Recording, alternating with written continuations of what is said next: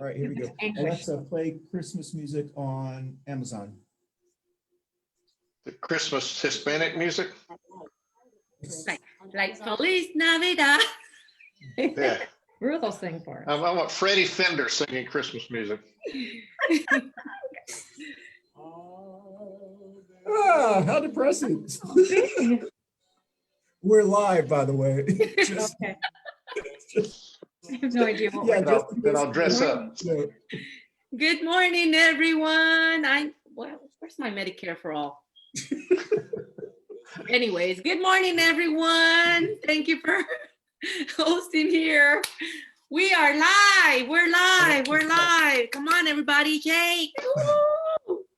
Well, good morning. As usual, my musical tastes were a little off. It was really exciting when we first started earlier, so I guess I had to get Perry Como or someone on. Good morning, everyone. Thank you for joining us on Coffee and Ponduce. Today is December the 9th. We only have 21 days left for 2020, I believe, or 22 days. I'm not sure how many days we have in the month. 31. 31 days. 21. I'm Christian Cano, one of your co-hosts, along with Mama Ruth and our neighbors who are joining us. We want to thank you for joining us on Facebook Live, but also those who join us later on YouTube and also on Facebook as well. Today is our second year show. We have been on the air every Wednesday for 2 years. This is our 112th show, 112, 2 years. How do you equal that? Well, there were a couple of weeks that we went 2 shows. Remember that? So right when the global pandemic started. So that's why we have 112 shows. It doesn't need, anyway, math is hard. As Stephen told us earlier, we're going to go around the Brady Bunch screen. Excuse me. Good morning, Cindy. Good morning. I was up late last night watching our Charlotte Mecklenburg School Board meeting. It was a 4.5 hour meeting. And also I was up watching the Dallas Cowboys. We're still in it. We lost play. And so I apologize for being a little tired. I could not get my contacts in this morning. We're going to go around the Brady Bunch screen, introduce yourself and your imaginary button. We hope to be joined by 2 other people during the show to update us on Governor Cooper's COVID-19 guidance and order. So Mama Ruth, you know who's on our Brady Bunch screen? It is Stephen, Dr. B, Barbara, myself, and Megan. All right, we'll start. All right, I'm Stephen DiFiore. I'm the recording secretary for the Libertarian Party here in Mecklenburg County, a resident of Charlotte. And my magic button, if I had one, but I don't, would be End the Wars. We recently had the National Defense Authorization Act. The big military budget was passed on with a broad bipartisan consensus yesterday, which is awesome. And believe it or not, fewer Democrats voted against it than Republicans, but it still passed with a veto-proof majority. So at least we know that war is bipartisan. Hooray. That was sarcasm, guys. That was sarcasm. Yeah, I was rolling my eyes. I'm George Bohmfalk. I'm a retired physician. My main button is Medicare for all, and that's what we're going to talk about in some depth today. My more recent button and cause is Black Lives Matter, and I'm studiously trying to educate myself about that. And it is like a whole new world of trying to solve probably the biggest problem that our country really needs to kind of come to grips with. Hi, I'm Barb Bacon. I'm a healthcare advocate here in South Charlotte. And if I had a button there, well, 2, Black Lives Matter because of my family. And I say healthcare for all because every time I say Medicare for all, my friends that are older than me freak out because they think we're going to take their Medicare away from them. So I just say healthcare for all. And then I have another thing to say. Only 42 more days at the point. Sorry. Good morning, everyone. I couldn't help myself. Hi, Barb. Good morning, everyone. Here's Mama Ruth. Everybody calls me Mama Ruth in the show. My name is Ruth Perez. I'm a community advocate. And I usually carry a lot of buttons, of course. But the main one right now, before we end the year, it's our Medicare for all. We definitely need to learn more, do something about it, and make our voices know about how our family and our kids and everyone needs to be covered under one medical plan. And of course, y'all know my gun reform, SENS reform. We need definitely some changes on that. And of course, I'm a color woman.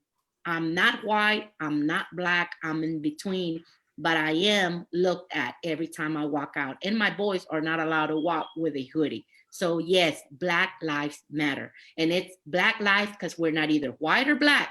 We're in the middle as well. So we are in danger. Next. Excellent. Hey everyone, Excellent. I'm Megan Dunn. Oh, Sorry. I'm out of turn. Go ahead. No, you're good. I forgot Megan. I'm Megan Dunn. I'm a registered nurse. I live here in Charlotte, and my button is Medicare for All. Healthcare is a human right, and Medicare for All is the only solution that's going to guarantee healthcare to everyone, regardless of their employment or ability to pay.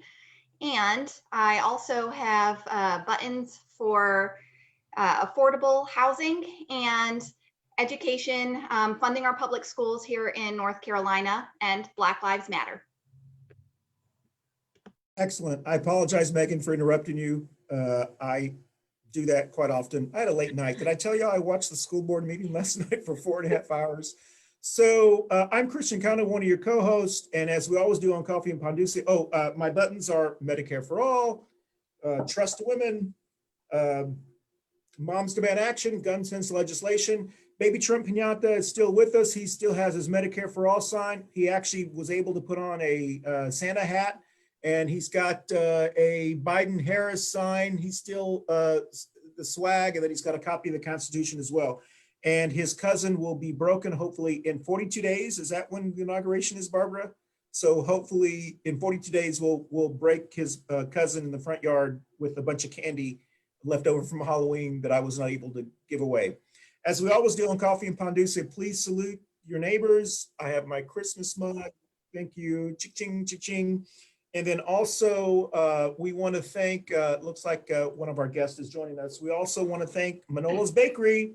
Manolo's Bakery on Central Avenue is a locally owned, immigrant-owned business. Please support your Black and brown small businesses in the Charlotte region, especially during this global pandemic. They need your help to make sure that they stay in business so we can continue to provide jobs and so forth. So we do have one guest who's joining us as well. Maya, why don't you go ahead and introduce yourself? We just finished that. And then if you had an imaginary button. Yeah.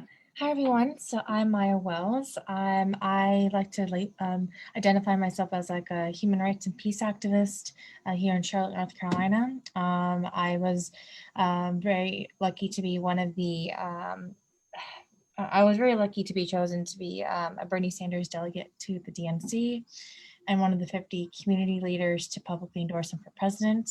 And I'm also part of the U.S. Peace Council. So, hey, Stephen. Hey, how's it going? Yeah, good. How are you? Excellent. So today's show, once again, it is our 2-year show. We've been on the air for 2 years, 112th show, because we did 2 shows a week in May and June, I believe, or some anyway, April. Anyway, you know what I mean. Today's show is the Great Latinx Debate. We have been talking about this show for a long time. We're going to be talking about Medicare for All. Does anybody remember, there was a show on CNN when it first started. It was called like, not Hot Wire or Hot Copy, where the two, like Pat Buchanan was on one end and Crossfire. Crossfire, yes. So we don't want it to be like Crossfire because we don't want anyone yelling, but we do want it to be entertaining as well, but also educational. So we want to talk about the case for Medicare for All. And the reason this is so important, not obviously because we're in a global pandemic, there are so many people who have lost their health insurance because they have been laid off or they can't afford COBRA or whatever the case may be. I can tell you that I bought my insurance on the marketplace again this year. I bought it every year on the marketplace to support the insurance companies. And I was with Blue Cross Blue Shield, and I am now switching to a company called Bright Health. I've never heard of them before, but that is who I will be with in 2021. And unfortunately, after I bought it, it was about $300 less a month to pay for that health insurance. And afterwards, I realized my doctor was not in the network. So I was I'm gonna just gonna ask you that. I'm gonna have to leave my doctor of 10 years. And I'm so bummed out. I really am. And so somehow I'm gonna What's have the to cost difference? What it was do you have to pay for out of network? I never that's a good Significant? question. I didn't check that. So maybe, yeah, maybe I guess I could go see her, but like You'll have to pay, but I guess, and also in one breath, but I also realized because of my restless leg syndrome, I go to Ortho Carolina and they're in network Blue Cross Blue Shield. So I have to get a new primary care physician to refer me to Ortho Carolina, who, by the way, received a $10 million PPE loan. They're one of the businesses in North Carolina that received our taxpayer money to stay in business, so to speak. So, all right, I digress. So let's talk about Medicare for all. Who would like to start? Let's start with Dr. B. And Dr. B, maybe you could educate us on what Medicare for all is, or what is there a bill number, or what we're supporting and so forth. And then obviously we're going to switch down to our Libertarian, who I would assume does not support Medicare for all. So let's start there. Okay, yeah, let me just kind of give an overview, and I think I can fundamentally hit the high points in just a few minutes. And basically, why we need Medicare for all, y'all have already kind of laid out the case. Isn't it absurd that Christian, you've had to go shopping around and now trying to save money, and you find out, oh, a big surprise, your doctor's not there, and just all these things that are just kind of so kind of pointless. So one of the most important things to know about Medicare for all, somebody, Barbara talked about old people say, oh, they're going to take mine away. The word is Medicare for all, not take it away from the old people. It's to provide what old people currently have and really cherish to everyone else, plus improving it. So a couple of high points. It's the only proposal you've heard about these public options, things like that. Medicare for all is the only proposal that will really guarantee health care for everyone, at the same time cutting the overall cost of health care in the country by around 10%. So, we can go into any detail about how can you do that? How can you make a program better and save money? And it all has to do with administrative overhead. It's really crazy. It's like if you're in an old house and you have to replace the roof and the air conditioner and the sidewalk and the floors, pretty soon it becomes cheaper to just kind of get a new house that's more efficient. And so that's somewhat of an analogy to this. So everybody also kind of says, oh, it's going to be a government run thing. It's not. Medicare is privately administered. You don't go to a government doctor for Medicare. You go to any doctor in any hospital in the country. The only thing government about it is who pays the bills. So instead of paying a bill to Christian's insurance company and Megan's insurance company and 29 other thousand different insurance companies, all of which have their own administrative bureaucracy and profits and executive salaries and bonuses and things like that. Sorry, you pay it to the government, and the government very efficiently pays these private hospitals and private doctors. So it preserves the freedom. All conservatives are big on freedom to choose your caregivers and go anywhere you want. And it preserves this private capitalistic practice of medicine. So the other thing is that the guarantee is something that we're becoming so aware of right now, because so many people have insurance provided by their jobs. Well, in the pandemic, people have lost their jobs and therefore lost their insurance.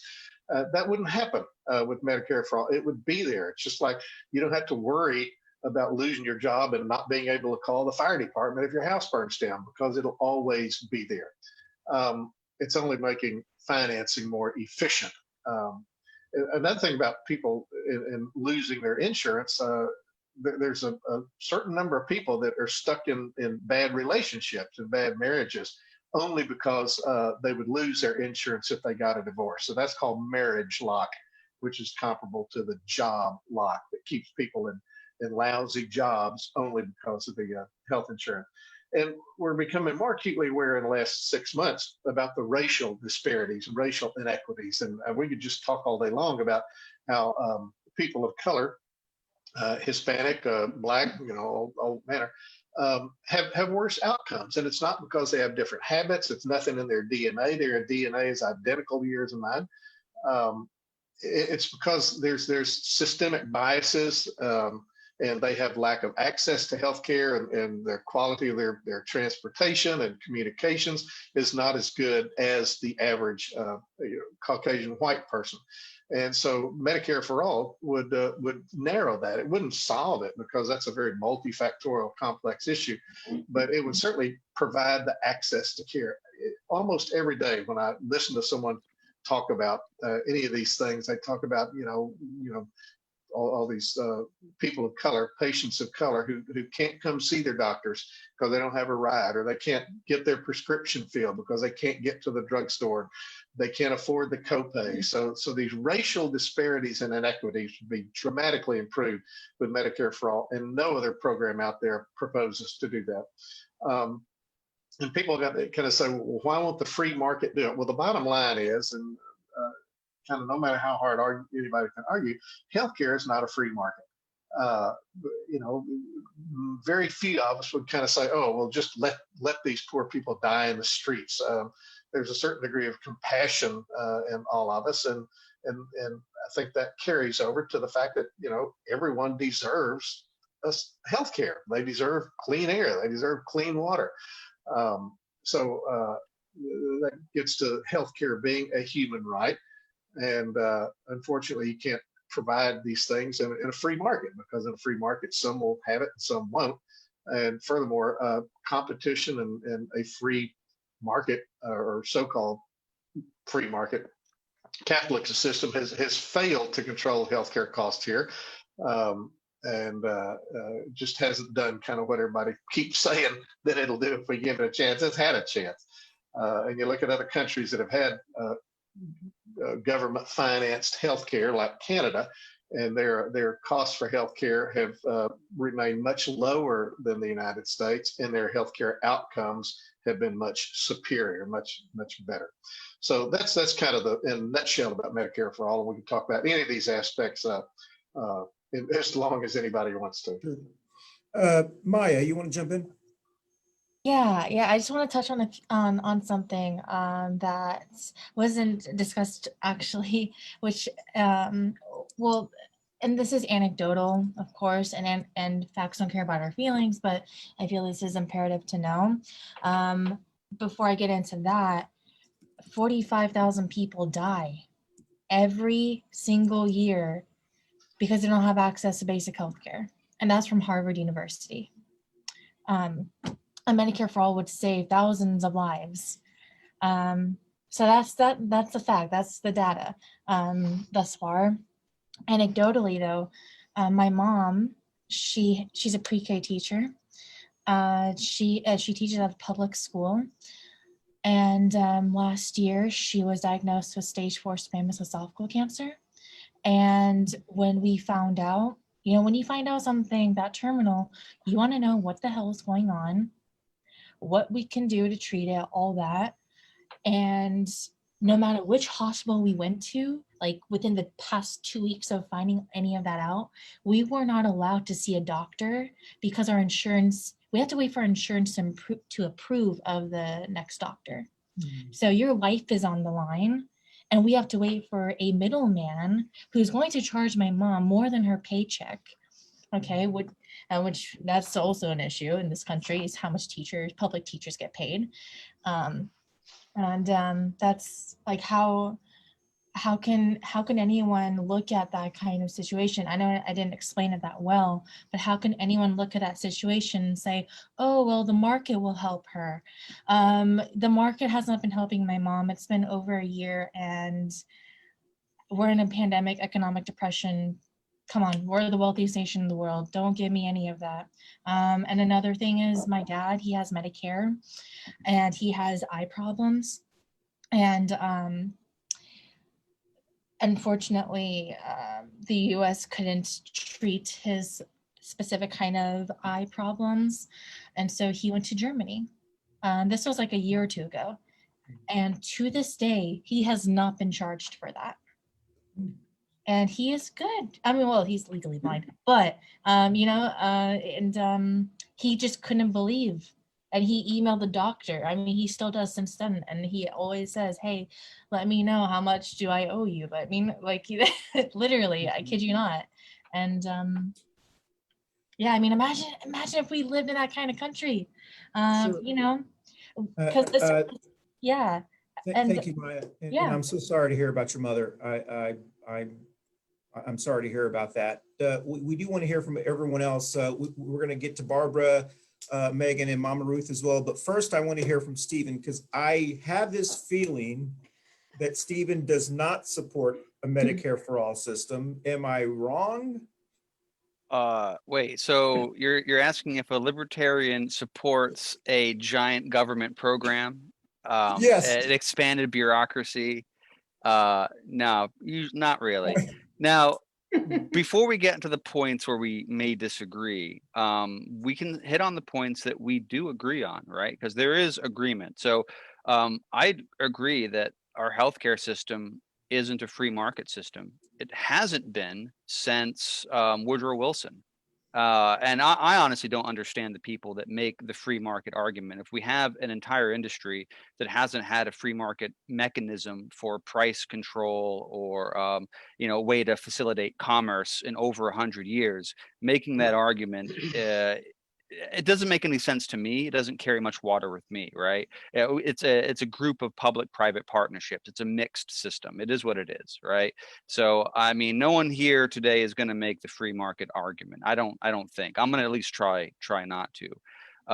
But I'm looking through the bill, and there are a couple bills, right, that are on proposal, and sure, bills can change over time. But what's the gold standard? HR 1384, right? It's like the big one, the one with the most details.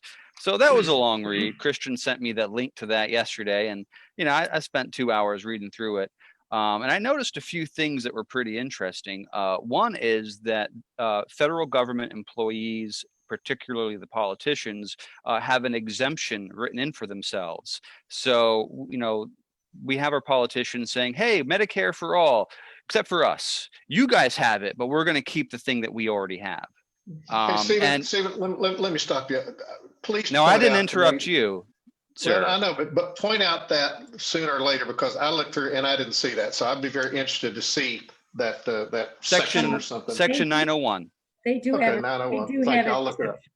Yes, they do. Yep. Section 901. So there's a carve out for that. So, I mean, like, that seems a little suspicious, right? Now, maybe it's just an honest thing. Maybe it's a holdover from a previous piece of legislation. Who the heck knows? But, it's there, whatever. The second thing that I noticed was the mechanisms for coverage. No co-pays, no co-insurance, basically everything that insurance companies that currently exist can offer duplicate coverage, only supplemental coverage. And they have a special carve out for cosmetic surgery. So, hey, if you make your money doing boob jobs, you're good, I guess. But if you're going to do heart surgery, your payment mechanism is going to be changed up. But effectively, that means that private healthcare companies won't be able to operate in the United States. All right. Well, that may not be a bad thing. That actually might have costs go down, right? Because private insurance companies, especially the big ones, they negotiate prices. But if the healthcare insurance industry goes away, that's almost 2 million people unemployed, which is a whole nother problem, right? So I wonder what the solution for that is. And then, I mean, one of the other things I saw was, this is going to be an issue where obviously it's got to be paid for by taxpayers, because these doctors and nurses, they're not going to be working pro bono. They got mouths to feed, they got roofs to keep over their head, so they got to get their money somehow. So it's going to be taxpayer funded. All right, that's fine. But the question I have is, where are these extra taxes going to come from? Yeah, sure, you could end the wars overseas and free up a whole bunch of money to pay for this. But as we've just seen, the Democrats and Republicans have no appetite to end the wars overseas. So what are we going to do? We're going to have to raise taxes on somebody. Okay, so I know Warren's bill says, oh, we're going to raise it on the Fortune 500, the 1% and all that. All right, cool. Well, I mean, I know we saw that raising taxes on the wealthy in New York, and the wealthy New Yorkers just moved away. I mean, what's gonna the richest people in the country and the richest companies in the country have the ability to move their operations or the residencies overseas, and so that means the top 1% then is actually lower, a lower income bracket. And when people say, for example, hey, we're going to have the corporations pay for it, I mean, corporations never pay for anything. They always pass on the cost to the taxpayer, or they always pass on the cost to the customer, or they pay their employees less, or they employ fewer people, or in the rare instances, they have lower stockholder value. So, I mean, I see a situation and I wonder what the fix is, right? This is my legit question. When we have a bunch of, like, say, factory workers up in, like Pender County, right? And we just had company layoffs because all employees now have to pay a head tax, because in essence, the at least the Warren plan, right, is effectively a head tax. So we have to pay a head tax, so we have to lay off some of our guys and gals here. So now you have so now you have more unemployment, and then you have this one fellow. It's like, okay, well, I still have my job. It's like, oh, but because of the head tax, no one gets a raise this year. So it's like, okay, so I don't get my raise this year because that money has to come from somewhere. And like that's just how small businesses work, right? And we're talking about small businesses here. The big companies, they're going to do whatever they want. They're going to locate their headquarters in like the Caribbean or in Ireland or whatever, and not have to pay those taxes. And so there's a situation where an entire industry, if this goes into effect as written, right? And of course, this is as written. There's always room for reform, right? So bad things can change. So as written, an entire industry will go under and not be a thing in 4 years. So that's 2 million, up to 2 million unemployed, plus head taxes on small businesses, and lower tax revenue in general. Plus, we know the military is not going to, the wars aren't going to end. So deficit spending up the wazoo, which leads to inflation. So what are the fixes for that? Like, what are there supplemental proposals for people advocating for Medicare for all that would mitigate these second and third order effects? Those are good points, Stephen. I just have a question for you that you can answer, but I want to go to Barbara, Mama Ruth, and Megan also to share what they feel about a Medicare for all system as well. But the question I have for you is, do you think the current system works? Oh no, there's definitely room for reform. So we agree on the reform part. Yeah, we just disagree on like the best mechanisms to reform. I'm in favor of a more distributed system, a centralized government control. And one thing that actually frightened me, I don't know if it frightens you, but the way that all the bills I read that were written, right? So both the Senate bill and the House and both House bills give the Secretary of the Department of Health and Human Services almost dictatorial power over how to determine what is necessary coverage, what is not, who's covered, who's not, etc. Which, I mean, is fine, I guess, if you never ever again have a Republican in office. But like, what happens when the next Secretary of the Department of Health and Human Services is someone with a diametrically opposite political opinion to you? Like, that seems kind of scary, to give so much power over something so intimate to some bureaucrat who isn't even elected. He's appointed. I mean, I don't know. It's just that's the small government libertarian in me, but I don't like that aspect of it a lot. I think that's a dangerous thing to put in there. Sure, that's yes. Barbara, what do you think? Medicare for all system? I was part of the group here in Charlotte for a while, and I backed away to go on Tara's campaign. But my understanding is that from the group that I was in, this isn't going to be an immediate switch over. There's going to have to be some transition steps taken, because you've got big companies that are paying big bucks for their health care. They can't be held harmless. They've been contributing all this time, which is part of each employee's employment package. So there's money there.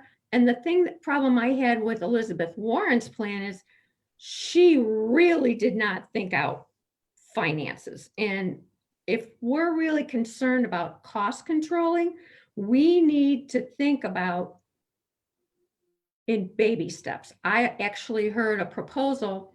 I've got good friends still in the pharmaceutical industry, and they're on a committee. They're from the West Coast, and one of them lives in Oregon and the other one lives in Washington State, and they're on a committee.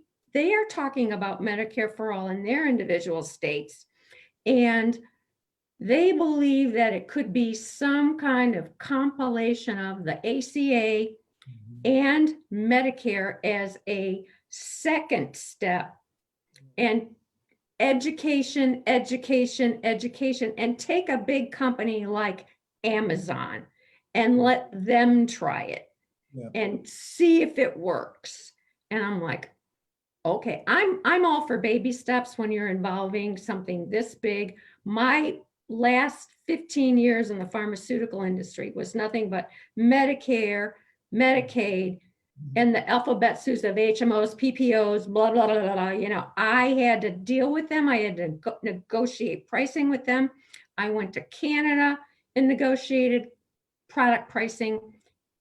You don't have the mess that we have here in the United States in another country. In Canada, you go to each province, you go to their health ministry, and they tell you what you're going to charge. You don't ask them. So we have all these different things going on, but the one plus that I really see now in the middle of this pandemic is, look at these other countries that have one healthcare system. All their people got treated. They don't have to worry about it. They have healthcare. And every time I'm in a group setting, they're like, don't you start, Barb. I agree that we need to do this, but it's just this dynamic switch, which scares the living hell out of everybody that I know.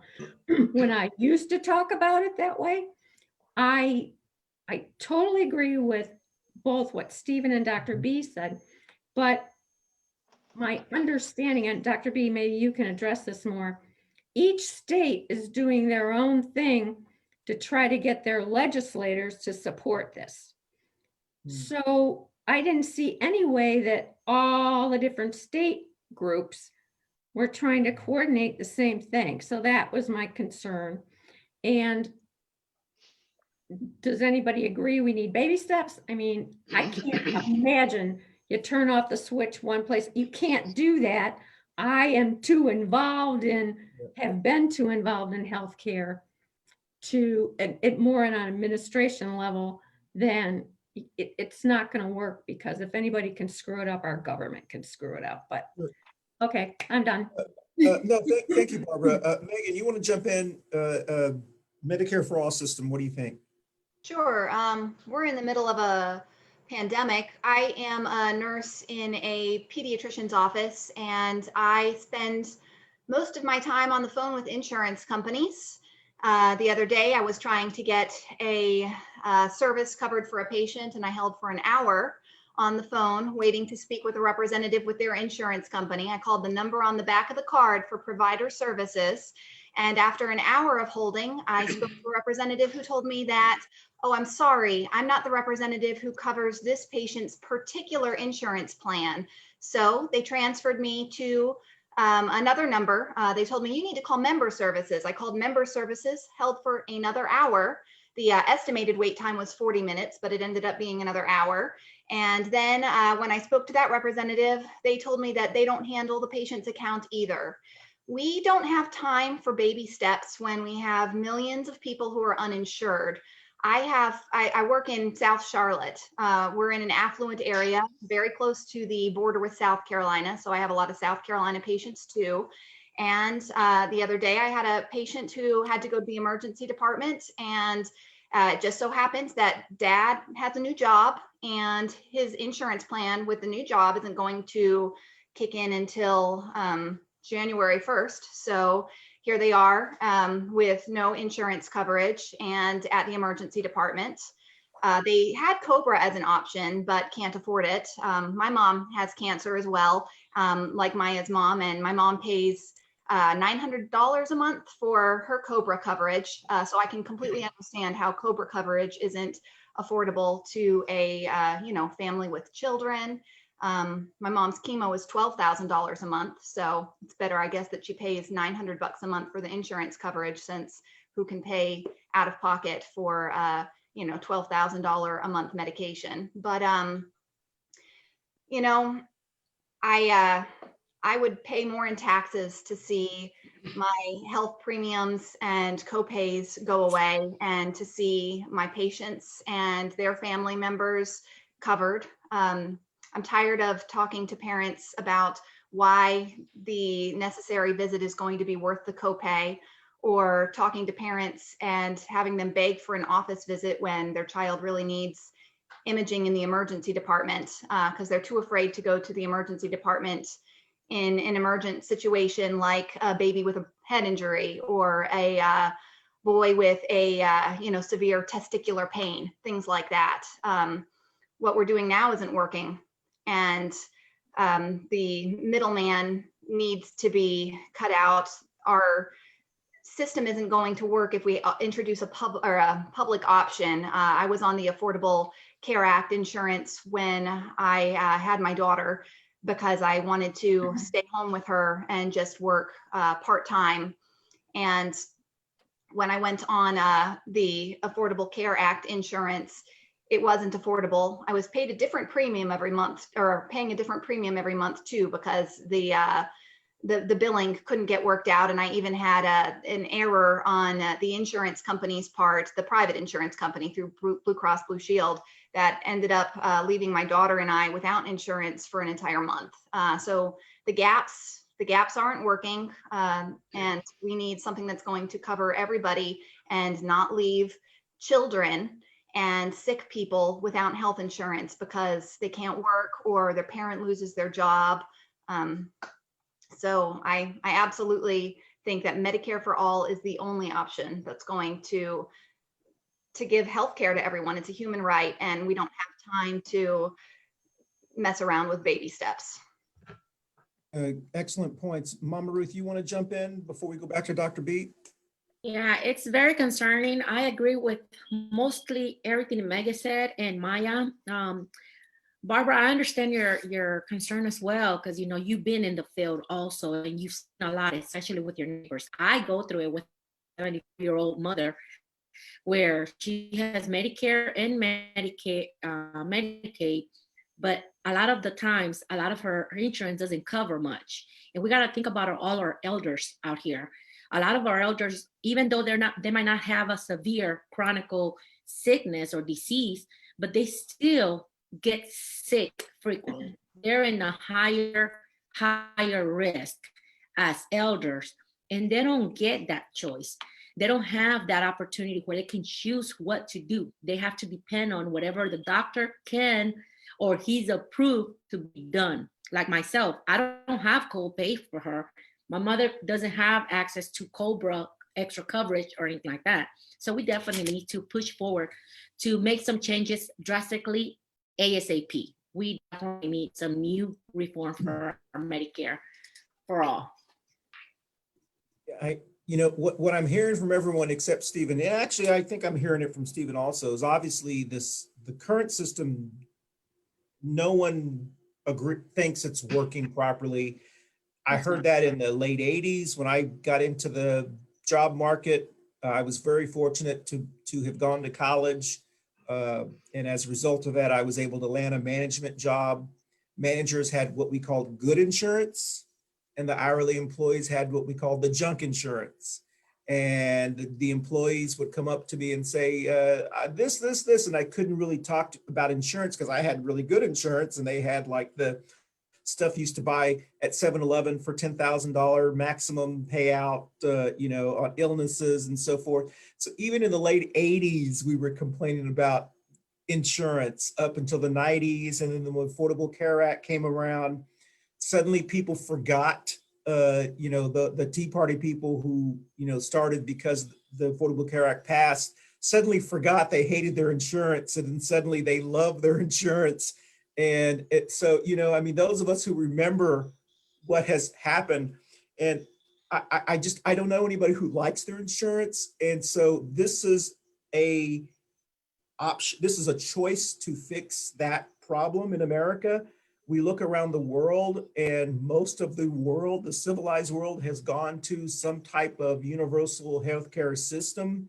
Canada, there are companies in Canada that love not having to provide their employees health insurance because the government provides that insurance for them. I know in England, they have a different type. They have a Medicare for all system plus a more socialized system, which is different than I think what's being proposed here. So I guess the only question I have to Stephen, and Stephen, you know, I got to put you on the spot because that's just what we do here. What's the option? I mean, I get that people don't like, and since you're speaking for all the people in America who don't want America for all system. Oh boy, what a obligation. You know what? Let me Heavy. put I an feel like extra, Atlas with the Stephen. world on my shoulders. Okay. Steven, Good. let me put an extra on that, on Yeah. top of what Kristen's asking. You know, we have Yeah. Cindy saying millions have lost health insurance due to the pandemic. There has to be a solution. What kind of solution do you think it should be to benefit everyone, not just a couple or not the wealthy or not the ones that are working, everyone? Yeah, I also want to emphasize that 32 million people lost their employer-based Yeah. health insurance. Mhm. So if you can convince that the system is, I mean, and I'm not saying that's what you're saying at all, but if you can convince to those same people who lost their employer-based health insurance that the free market or health, whatever kind of system we have now can be reformed, go for it. But So Stephen, and one so I'm not going to make the free market fallacy because we don't have a free market in healthcare and we haven't in over 100 years. So no one who knows anything is going to make that argument. I'm just saying, like that's the thing that Republicans do to politic, and I ain't no Republican, so I'm not going to do that. But you're right with millions of people suddenly finding themselves unemployed without insurance because we've paired healthcare insurance with employment. You know, those people are finding themselves unemployed largely because of government action, right? So whether you think it's justified or not, it doesn't really matter. It's the fact that government action has put a lot of people out of work. Okay, well then what can we do to help people out, right? And so these laws are going to be written by the same people who decided to hold up a stimulus bill for political reasons. Where right now we had, you know, a Democrat-controlled Congress who passed a stimulus bill without any stimulus for the American people. These are the people we're going to have write these laws. You know, they made sure that the Fortune 50 and the Fortune 500 were taken care of. They made sure that JP Morgan Chase was taken care of, Halliburton, Raytheon were taken care of. They made sure that those folks, cool, man, and the rest of us, we didn't even get crumbs. So we're going to trust them to write a law that really makes things better for us. But what can we do, right? So one of the problems we have is we pay for our health care through insurance, right? So there's no pricing mechanism that we can use to make sure healthcare, certain procedures, right? Like you go to the emergency room because you got disemboweled, you know, cost is out the window, right? So like we're not talking about that. We're talking about, you know, oh, I think I sprained my arm. You know, I want to make it an appointment with an orthopedist to get an X-ray to see what's going on, and you know that can take, you know, a couple of days to a week to get that schedule, right? So these aren't like emergency type things, and so you have time to shop around. Because I was in a situation once where I had to get an MRI. And I wanted to shop around for MRIs, right? I was like, oh, let me call this place and that place, and nobody could tell me how much an MRI cost, except for one place, but the government told him he was no longer allowed to offer MRIs because he was in violation of certificate of need laws. Laws on the books made by the government that protects big hospital groups from competition. So one of the things we could do, right, to at least not for every kind of healthcare service, but get out of our own way so that innovative providers who want to provide something that's affordable are allowed to where the current regime prevents them from being able to do that. I don't see why that's such a heavy lift, right? Because one of the main arguments for Medicare for all is that, hey, we're going to have the cost of of healthcare go down by getting rid of administrative costs. Would you think that hospitals and insurance companies have gigantic administration departments for the fun of it? No, they do it because there's all kinds of, this legal maze put into place by these lawmakers, and they need to make sure that they're going to be compliant with the law. Why do we have so much compliance? So Right? Stephen, No, they're worried that they need to get paid is their first reason why they have all those people. If they're not going to get paid, you're not going to get treated. So I'm worried. And that's But no what other Megan- industry has that. Like, no other industry that we No, I consider know. necessary have that. But no other industry is as heavily regulated. So Sure. we have all these extra laws and steps put into place that Okay, so- separate the customer from the service provider. Why do we have that? The Okay, big so- insurance lobby requires it. That's why, to protect their market. It's the insurance companies. Oh, and the lawmakers get a pass? All right. Okay. So No, they get contributions. Megan, you want to jump in real quickly? So working parents who have a sick child and they have to miss work and try to juggle childcare and everything, they're supposed to also then go shop around for best prices for which doctor can evaluate their child. I mean, You can have the worst case scenario to tug at people's heartstrings, and that's a really good tactic. But Yeah. we all shop around every day for houses, for cars, for every little thing, right? Yeah. There's no reason, so if you have an emergency, so like a Yeah. sick child, you're going to go to the nearest hospital, right? no, I'm But talking- right, I'm but talking right about now the we don't child have who any twists price their control ankle. mechanisms. Well, I'm sorry, I didn't hear what you said. I'm talking about a child who, in your scenario, has a sprained ankle, maybe can't go to school. I don't feel like I have time to shop around. They need to be evaluated. No, they don't need to go to the emergency room. Okay, so what do we do now then? I'd okay, like well, to just be able to go to the doctor and know that Okay, it's gonna be covered. so we go to the doctor. What prevents you from going to the doctor now? Is it the cost, or is it the fact that their schedule is because the doctor can only see so many people a day? I'm so- just talking about your suggestion that for procedures, people need to be shopping around for the best price. That's I gave you an example of when I did that, and are you saying Yeah. that I was in the wrong for trying to find the best price for a medical procedure? I well, think let's. that's not a necessary step. That's injustice. So I guess the question I had for you, Stephen, and I haven't heard from it other than let's propose a system where there's not regulations. Is that really what you're offering, or? Well, so I- when you say there aren't regulations, But- right? but in 30 seconds, that because scares you're doing- people, right? Okay, So but the reason I'm asking that question, Stephen, is because the reality is most Americans believe our current system is not working for them or for what. oh yeah. Okay, so we have to offer them, this is what we're offering you. So there are individuals in this country, in Congress and so forth, and I support them, that are offering a Medicare for all system. This is the bill that we want to offer you, and let's vote on it. And so what I'm saying is, if you do not like Medicare for all system, that's great. I mean, that's what you believe, or you, but people who Yeah, I get you. people who don't support Medicare for all, then offer an alternative bill and let the American people, I trust the American people, I trust people, let them vote on what's best. And that is what, to me, is so disingenuous about people who don't support Medicare for all. So, Well, let me ask you a quick question, I'll be very brief. So you propose, so your team, I'll use the team sports analogy for a quick second, because I know you're a Dallas Cowboys fan. So your team offers this Medicare for all bill, right? And there are 3 bills, and you can read through them. And so you got guys like me who look at it and go, ooh, I don't like this, I don't like this, I don't like this. And this could cause this problem, and this could cause that problem. What are your solutions for that? Like what's your answer?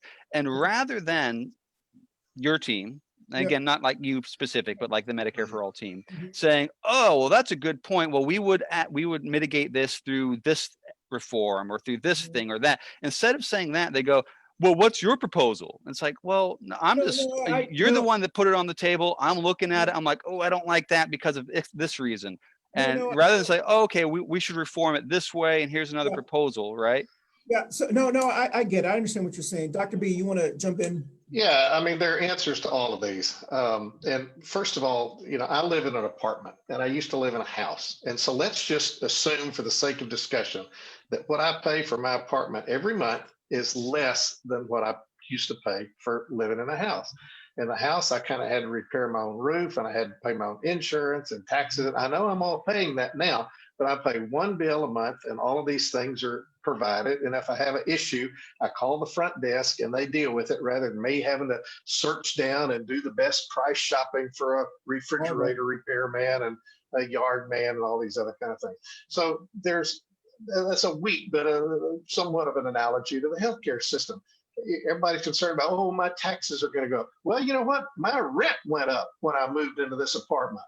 But you know what? Out of pocket, I'm paying less because I'm not paying mortgage and I'm not paying individual taxes and repairs and heating bill and all these kind of things, yard man, trash collection, all that. So in a Medicare for all system, yes, by golly, your taxes are going to go up. But you know what? Everything else you're paying right now, insurance premiums, deductibles, copays, prescription drugs, glasses, hearing aids, all that goes away.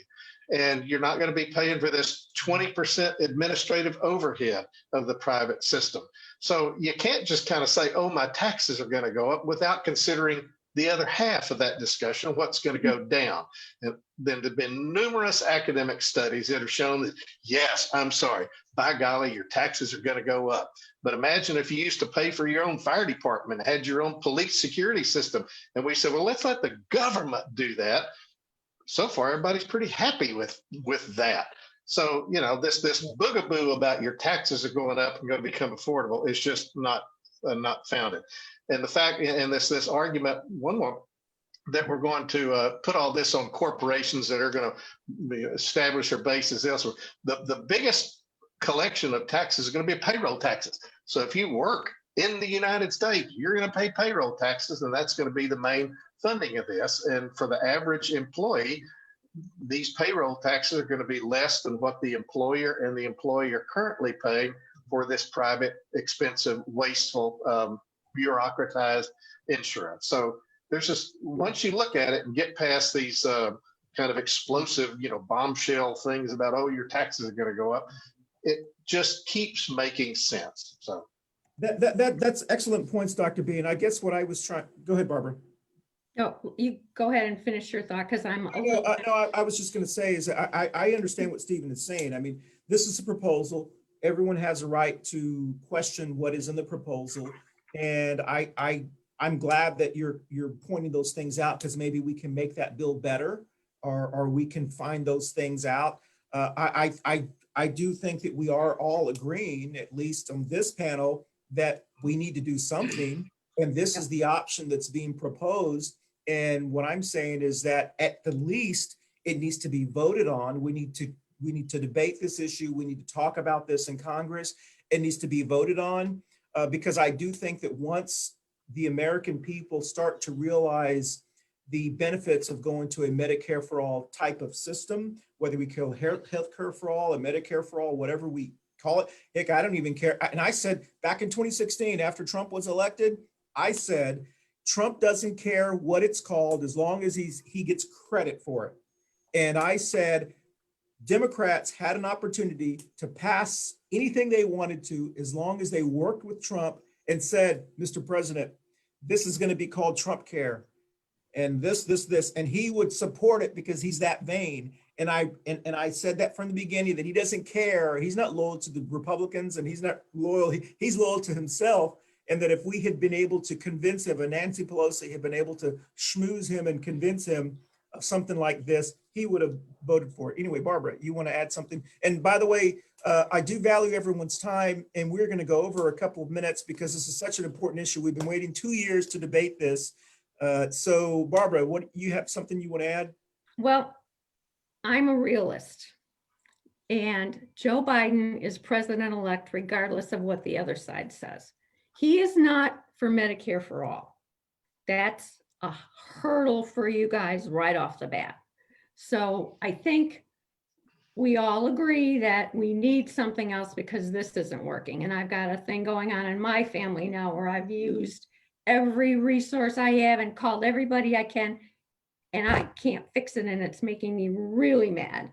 But I think that Medicare for All is going to have to wait until Biden decides what he's going to do to cover the 32 million people that don't have health insurance now.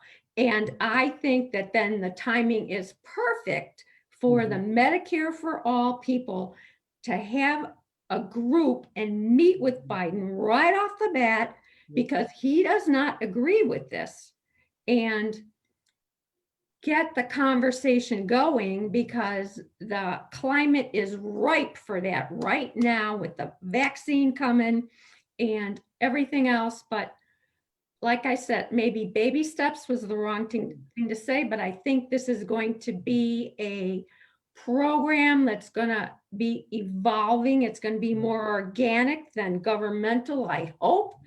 But I think we're going to have to wait to see what Biden's going to do. And that's what I'm hearing from the healthcare industry. Megan, you want to jump in? Yeah, Barb, earlier you mentioned an observation just about there being a lot of regional organizations and coalitions that are working towards Medicare for All. Yes. And is there anything happening nationally? George, were you able to attend the national PNHP meetings?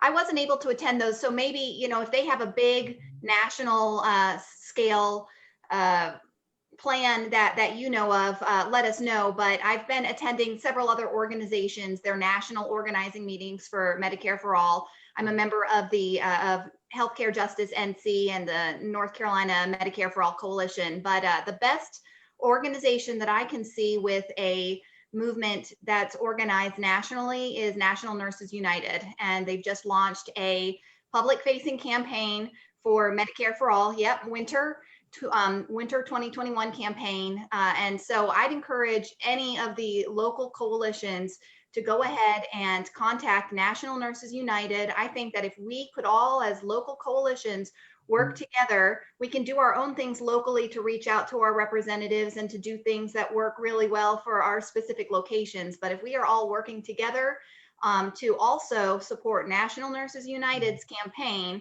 with our resources that we have locally and the resources that they have nationally, I think that we could have a united nationwide movement for Medicare for All. So it's National Nurses United. They have a website? Yes. Yeah, NNU.com. Yeah, that'll take you to it. Christian, let me kind of say one comment about Biden. It's very clear that Biden beat Sanders because the Democratic Party kind of felt that Sanders, support for a lot of these progressive platforms was a little bit too much. And so I think I'm not sure Biden actually understands much depth about Medicare for All and pros and cons. But let's assume that he does, because I hope he's smart and has smart people close to him. It may have been a political decision not to go there, just kind of like Cal Cunningham, couldn't kind of come up because Tillis would have cut him even further to shreds. And so pay attention to the fact that the person he selected to run the Health and Human Services is Javier Becerra. And Javier Becerra has long been on record as a Medicare for All supporter. He's a co-sponsor of these bills that have been in Congress. And so my hope and prayer is that Mr. Becerra will be able to enlighten Biden about this. And I'm not a great student of history, but I understand that back during the New Deal era, Roosevelt was not the one that necessarily pushed all these New Deal things. He said, force me to do it.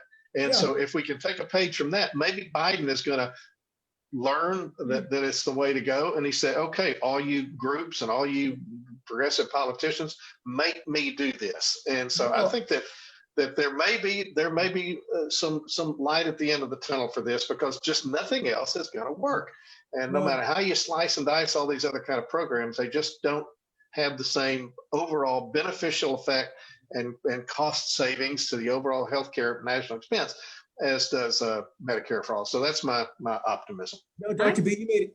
Yeah, go ahead, Barbara. I'm totally for single payer. I have great sympathy for Magnet because I was the person in my company that got all the patient phone calls. My insurance won't pay for this. This drugstore won't do this. This clinic, and I'm like, I asked for a new job because my heart breaks for you because I would leave people on hold. I had 2 phones in my office. That would be my insurance phone, and then I'd have my other phone because I would just put them on hold, put it on speakerphone, and do other stuff. And I would leave my phone on all day if I had to, because they think they can just wait you out. Excuse me, I was going to say something bad, but I won't. I just hung on, and they knew they couldn't get rid of me. So finally they started to work with me, or I'd just show up. Well, but it's terrible. I have to say something. Yes. I have to say something real time. I just received a call from Ortho Carolina. It invited me back to get my MRI because I decided I was going to mention this to Stephen. So my MRI with Blue Cross Blue Shield was $900. That's their contract rate with Blue Cross Blue Shield. That's not what I would have had to pay, but that's their contract rate. With Bright Health, starting January 1st, that same MRI is $381. And so my Ortho Carolina lady thought, oh, maybe you want to wait till January 1st to get your MRI to see if I have epilepsy. I mean, it is something just really, simple. I don't know why they do it. I had to pay $3,000 for one, $4,000 for another. You need to go to this discount MRI place that I go to. It's and the one place I was going to go to in Greensboro that was offering MRIs for $300 and $400 was shut down because of violations of certificate of need laws. So that's unfortunate. So this nurse organization, do you guys do anything in the state level to reform certificate of need laws in North Carolina? Because it's just monopoly protection for big hospital groups. And I can't imagine Democrats are in favor of big monopolies, protected by the government. So do you guys do anything for reform of that at the state level at least in the interim? Because I don't think Biden's going to see the light of day on this. So for North Carolinians, is there a way that we can reduce, maybe not for all care, but at least for some, reduce the cost or improve the availability of certain care? Competition. I think it is a national organization, but Megan, I don't know if you want to comment on that. I don't have an answer to that, but I can find out and get back to you. Yeah. All right, that's all. That's just a question. Yeah, no, that's a good question. And Stephen, you had mentioned earlier, I do think that you're really smart for shopping around. I just think it's a shame that that's what we have to do. Yeah. But it would be more convenient to have a one-stop shop. I won't argue with you on that point. But that's not really the system we have. So it's like, No. So I completely agree with Dr. B. I do believe that Biden is an educated, smart enough person that if you convince, show me, convince me, talk to me. And I do think that his mind is not so closed that if you present him with, this is the challenge that we're facing in America. 32 million Americans have lost their health care because of the global pandemic. This is a way that we can get out of this situation. This is what we're proposing. This is that the Republicans are proposing nothing. So, these are the two options that we have, nothing or Medicare for all. Let's at least discuss what we're proposing. Republicans or Libertarians or whomever, if you have a proposal, you have 6 weeks, you've had 10 years to come up with some type of solution. Propose it to me. Oh, I'm just waiting. We've got the best. Stephen, do your Trump impersonation. I've got the best. We're waiting for the right time. We got the best. We got the best people on the job. You're going to see the greatest, the greatest healthcare system you've ever seen. Believe me, it's going to be tremendous. Everybody's talking about it. Yeah. It's going to fix the China flu. Everyone loves it. They tell me all the time that it's going to be a great thing. Believe me. Y'all are interfering with my therapy to try to ignore Trump for the next 40 Sorry. days. I'm just Sorry, trying. I Dr. don't watch him on TV. I don't listen to him. Yeah, okay. The only thing I well, want to hear him You say sound like is, art, Dr. B. I'm Now I'm gonna surprise Christian. And I'm gonna say something good about Okay. this Medicare for All all right, bill 30 that I seconds. read. 30 So seconds. HR 13 whatever one of the earlier 1384. ones. Yeah, that's not the Senate 1384. one, Yeah. but whichever one. No. The most recent House bill. 1384 HR. Yeah. Yeah, that's it. So they had a provision in there for providing mechanisms for mental health services. And so I know in the country we do a really terrible job of providing for mental health. In the state, we do a terrible job of providing for mental health. It's a cultural thing as much as it is a systemic thing. And at least there is a proposal to do something about an acknowledgement of the problem. So that's a good thing. I don't think it'll work, but at least they have their eye on an issue. And I do appreciate that. Well, listen, we have run out of time. We've gone way over, and I thank everyone because we do value your time and those who are going to be watching this later. This is, I'm not sure we wanted to kind of educate people on Medicare for all. This is a conversation that America will be having when we do get our new president. I do think that if, we are the government, Allegedly. well, no, I mean, there's no deep state or anything. I mean, we are the government. And if we push our legislators, if we go to Congresswoman Adams, I don't think Dan Bishop's going to switch. He's crazy. But, maybe we can convince him, it may take his son to somehow get sick at North Carolina State or something. I don't know what it's going to take. He has to have an aha coming to Jesus moment before he starts to realize the importance of these kind of things. But to get Congress, we need to push Congresswoman Adams to sign on to the new bill, whatever new bill that it is proposed. The nurses, United Nurses, National Nurses United, they're doing some great work. I know Megan is a part of the group, and I think she's going to be leading that group here in the Charlotte region to push those. Dan Bishop still needs to hear from his constituents. Yes, exactly. Yeah. I'm all about. Good luck getting them to say anything to him. Well, I've been in meetings with him. But Dan Bishop may not support this, but he may have an aide meet with us. But all it takes is a couple of aides to start saying, Congressman Bishop, you really like this $278,000 job. You like the adulation of winning, and your rural areas really want Medicare for all. I mean, we are the 9th Congressional District is the second largest benefactor of the Affordable Care Act subsidies. And that was the reason that Robert Pittenger spoke out against it, but he never really tried to have it repealed, was because the people in Fayetteville at the time and all the rural areas really liked the Affordable Care Act because they're the ones who benefited from the subsidies of the Affordable Care Act and so forth. But we've run out of time, but we do want to touch on Governor Cooper and Stephen's favorite person, Dr. Cohen, did issue guidance yesterday that we are going to be entering a COVID-19 stay-at-home order. Stay safe and stay at home, right? Yeah, stay-at-home order, but it's not completely stay-at-home. It starts at 10 p.m. Friday night. It's from 10 p.m. to 5 in the morning. It's almost as if though Governor Cooper was reading my Facebook post, because I had posted last Thursday about Key West implementing a curfew in the month of the last weeks of December at 10 p.m. to prevent COVID-19 from spreading on the little island. And the reason was because the honorary lady mother of Key West died of COVID-19 in Key West. She was the longest serving mayor's wife. She was 62 years old and she died. And their city council has really pushed saving people's lives in the little island of Key West because they have to go all the way to Miami to go to a really big hospital if something happens. And so Governor Cooper is instituting this safer at home order. We thought we were going to have Dr. Gina to sit here and talk about this, but this is very, very important because this goes into effect Friday until January the 8th, which means that all alcohol and sales will stop being served at 9 p.m. And it's kind of like a curfew kind of thing. And this is very important for our Latinx community, especially our young individuals.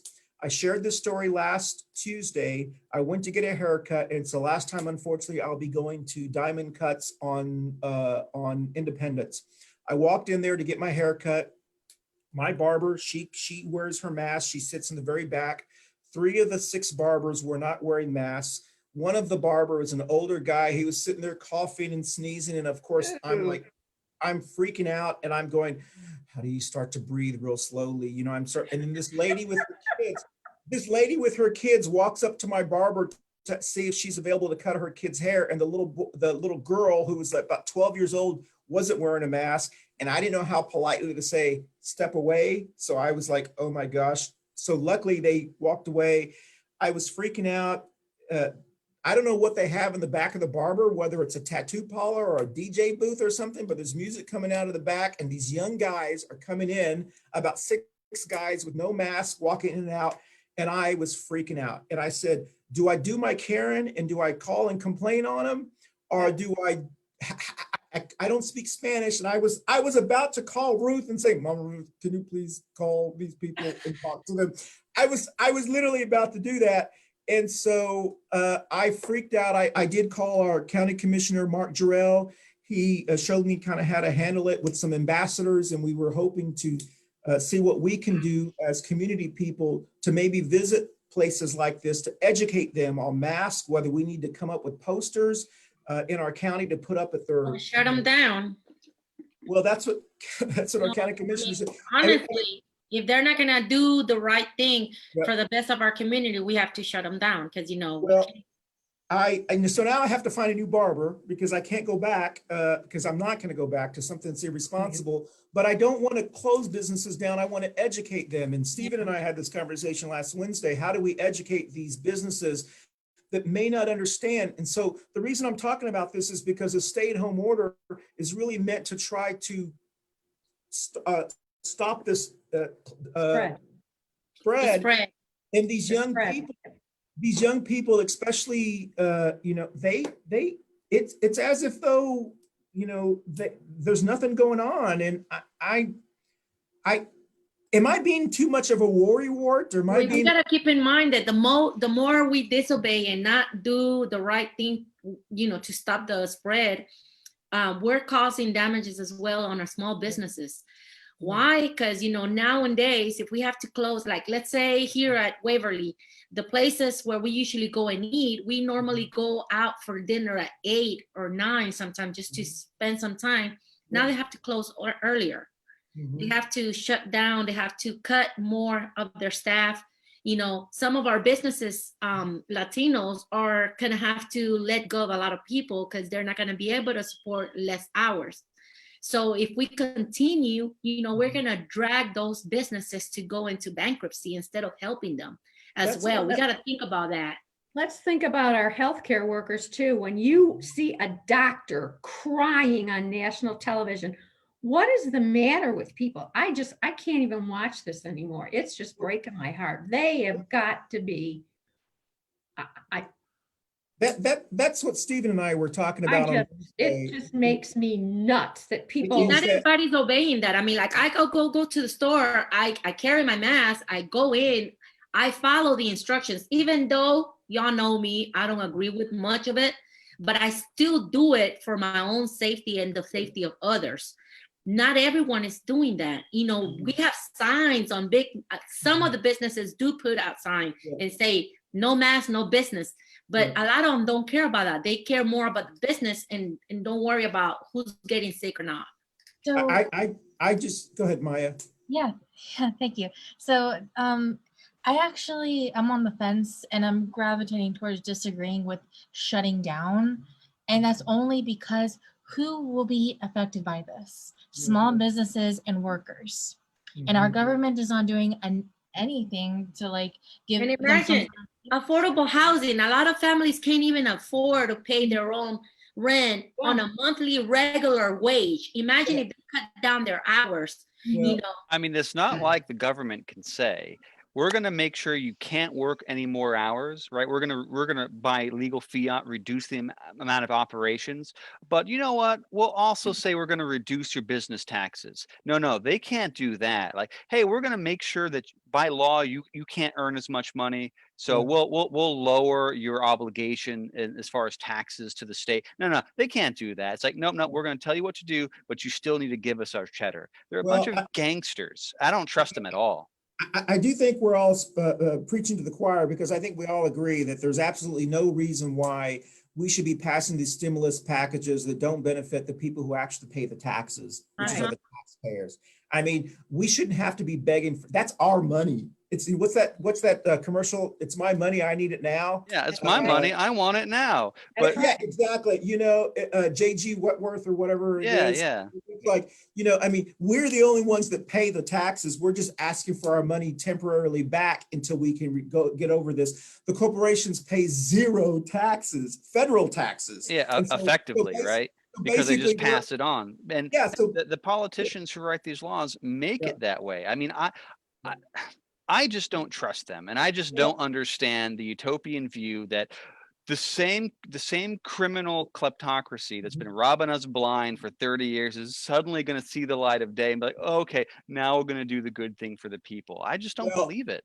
Well, but once again, we are the government, and I assure you that you pay a visit to Alma Adams or Congressman Dan Bishop, even he may not want to meet with you, but you need his aides. If you meet with him once a week, you call him once a week, eventually they start to go, this person is not going away. Yeah, this person is not going away. So actually, Christian, if I may, I really want to emphasize something. And you know, Dr. B, please don't take this offensively, as well as Christian, anyone else, of course.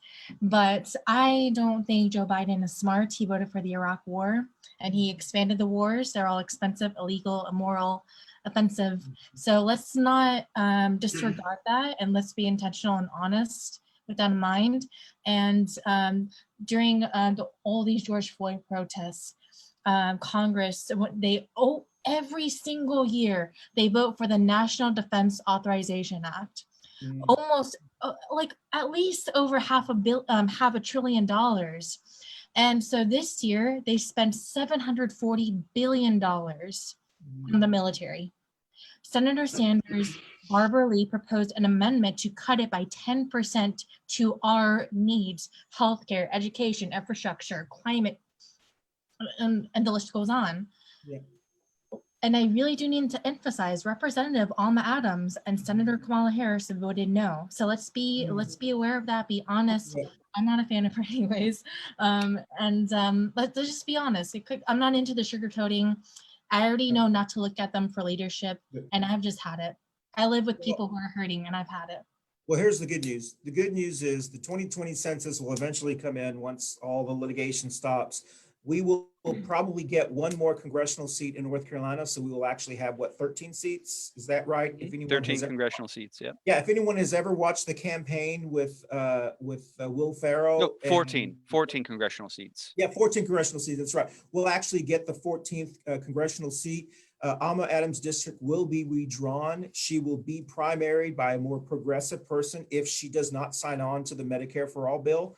Very simple. We have to be honest with her. We have to tell Sam Spencer, her new PR person who's run a lot of campaigns, who we all know.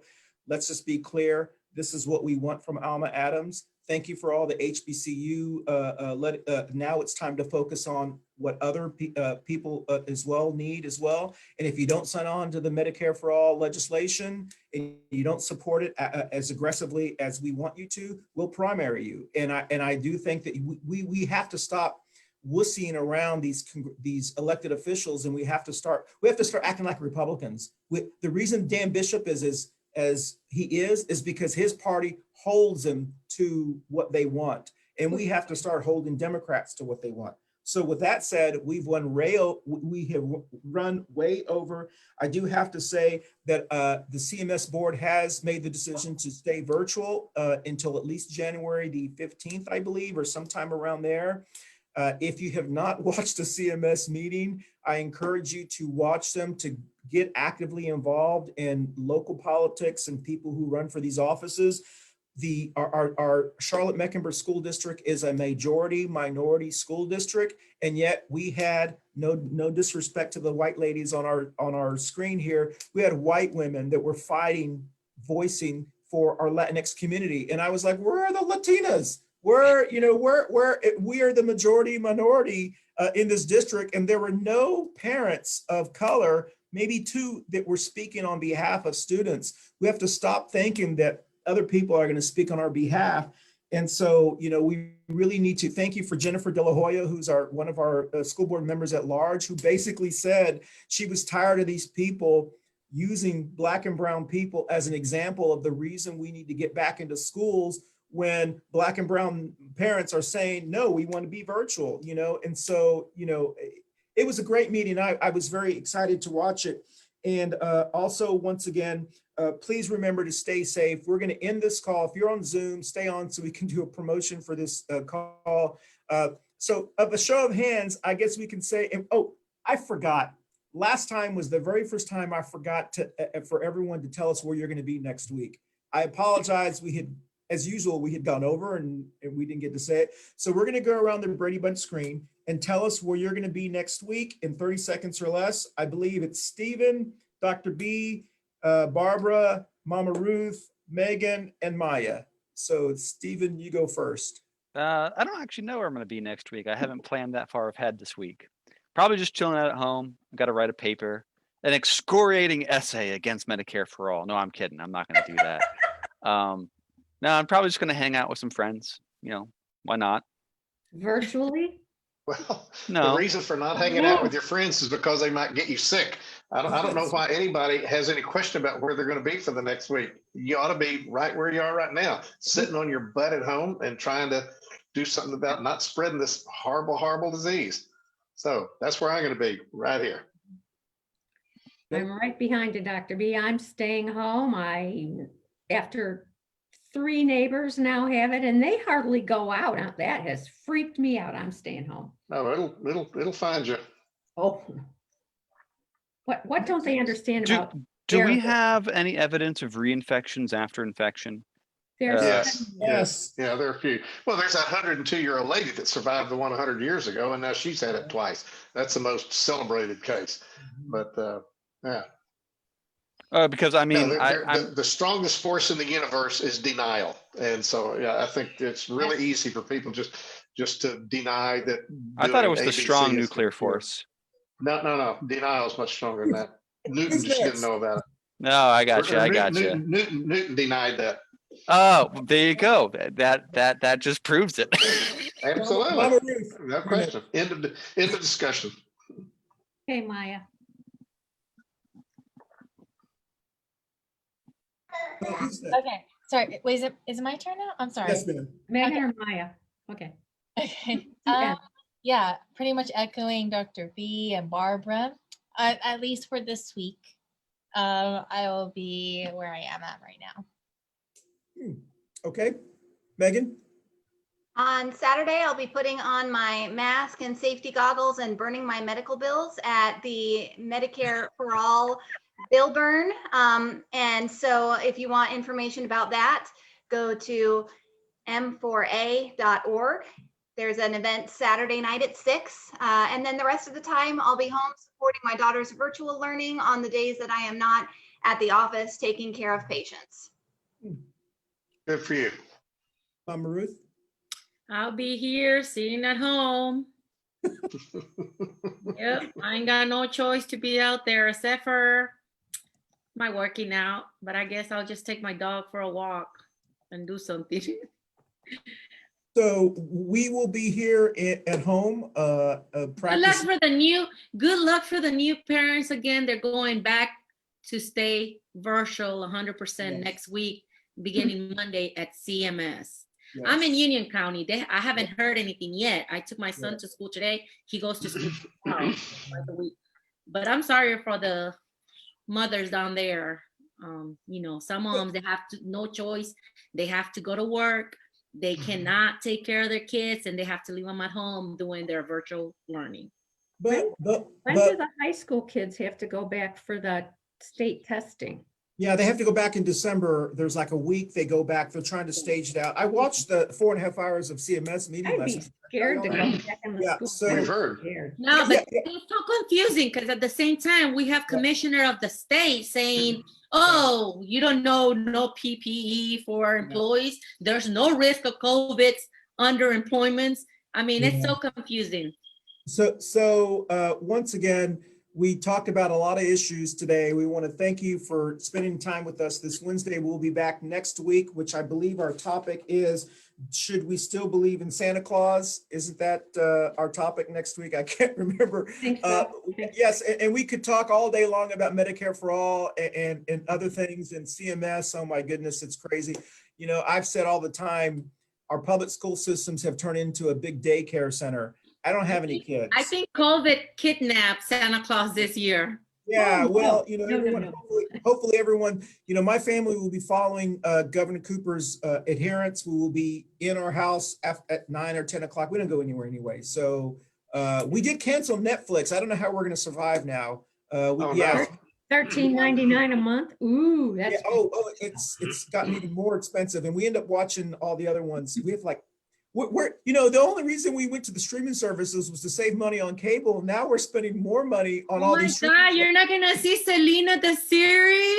Come on. That's why we need a government-run broadband provided. Yes. One pay, He's gonna fall off his chair. everybody gets everything, because right now it's just a fiasco. I'm sure Stephen would really support that. So Totally. If you're on the call, stay on so we can thank you personally and so forth. And we're going to go out to music. Let's see what Alexa's playing today. Alexa, play music. Getting the last iHeart radio station to listen to.